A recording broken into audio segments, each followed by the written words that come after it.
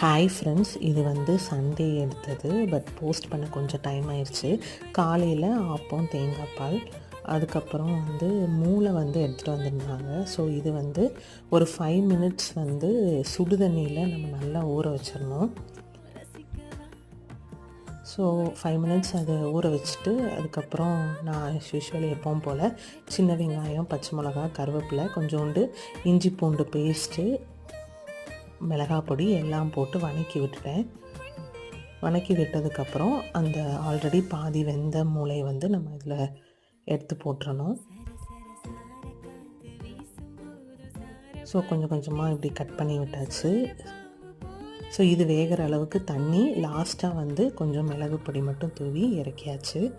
சூடான சாதத்தோட ஆட்டு மூளையோட வறுவல், அதுக்கப்புறம் கொஞ்சம் மட்டன் குழம்பு வச்சு சண்டே லஞ்ச் முடிச்சாச்சு. தேங்க்யூ.